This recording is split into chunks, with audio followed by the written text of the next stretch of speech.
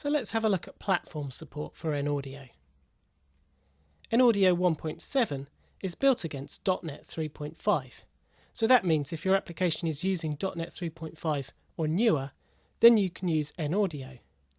And you can run your application on any Windows operating system that supports .NET 3.5 or newer. Sometimes people will ask me, is there a .NET 4 version of N-Audio available? And you don't need a special .NET 4 or 4.5 version. You can just use the standard N-Audio DLL in .NET 4, 4.5 as well as .NET 3.5. There are, however, some things you will need to bear in mind about what versions of Windows you can run your applications on. For starters, not all of the APIs that N-Audio provides wrappers for are available in all versions of Windows. So for example on Windows XP, only those legacy APIs that I just showed you are available. You won't be able to use Wasapi or Media Foundation, for example. Also, a number of those wrappers, such as the ACM and Media Foundation ones, make use of codecs that are installed on your system. So if the codecs aren't there, then N-Audio can't use them. Now Windows does supply a number of codecs as standard with most versions. However, sometimes you will find that the codecs you were expecting weren't there. For example, on Windows Server, often you have to install the desktop experience component before the codecs are available.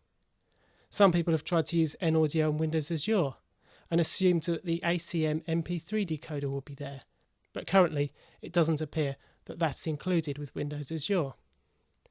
On Windows 8, there are a number of new codecs that they've added. In particular, on my version of Windows 8, I seem to be able to encode MP3s, but that's not true on earlier versions of Windows. So you do need to be careful that the features of N-Audio you're trying to use are available on all versions of Windows that you're targeting.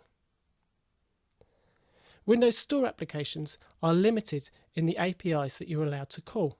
They're not allowed to call any of those legacy APIs that I just mentioned. However, N-Audio 1.7 does include a Windows Store DLL, which just includes the features of N-Audio that will work in Windows Store. I'm calling this preview quality because there probably is some more work that needs to be done on the Windows Store support in N-Audio. If you want to use N-Audio from Silverlight, unfortunately you won't be able to use the N-Audio DLL directly. Silverlight doesn't let you call any Windows APIs, and so if you want to use N-Audio, you'd probably only be able to use a very small subset of the classes in there. And the same is true for Windows Phone at the moment. N-Audio doesn't supply a DLL that supports Windows Phone, but that might be possible in the future because the Windows Phone API and the Windows 8 API are converging, so it might be possible for a future N-Audio to add support for Windows Phone.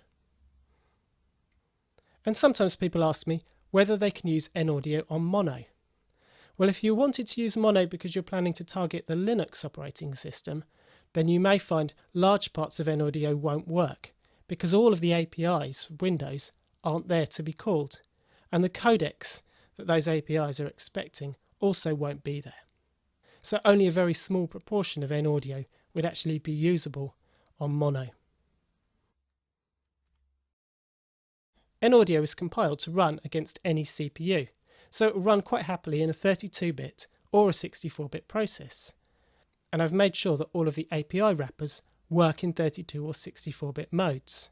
However, you do need to be aware that not all the codecs you have installed on your PC might be available as 64-bit codecs.